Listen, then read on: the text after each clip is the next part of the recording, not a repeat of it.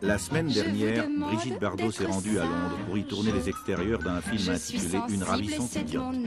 Mais la présence de Bardot parmi les Londoniens échauffa à tel point les esprits que la foule envahit la rue, cerna de toutes parts la vedette et celle-ci dut renoncer à son tournage.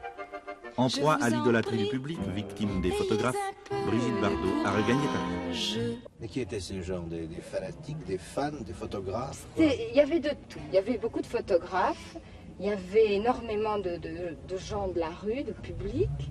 Et il y avait la télévision, les actualités, enfin un tas de gens.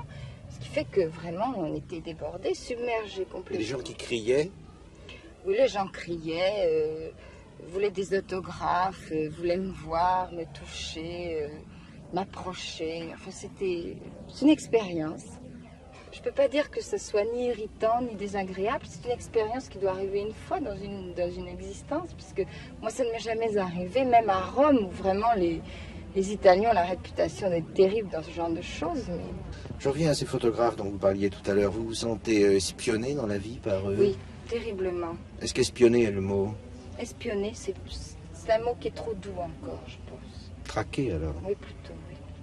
Et comment font-ils d'après vous? J'étais obligée de sortir par la porte de service des cuisines où je pense que la dernière des femmes de chambre ne serait pas passée sans avoir honte et des complexes. Enfin, où ça?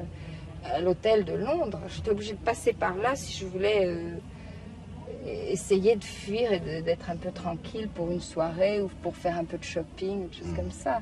Ce qui fait que finalement cette célébrité m'amène au plus obscur fond des cuisines. Est-ce que vous avez quand même quelquefois l'impression d'être seul, ou est-ce que vous avez toujours l'impression qu'il y a des gens avec des appareils photographiques qui J'ai toujours l'impression qu'il y a des gens avec des appareils. Toujours? Toujours. Même quand je suis seule, même quand je suis chez moi, je ferme les rideaux, j'ai peur de ça. Vous vous sentez suivi dans la rue?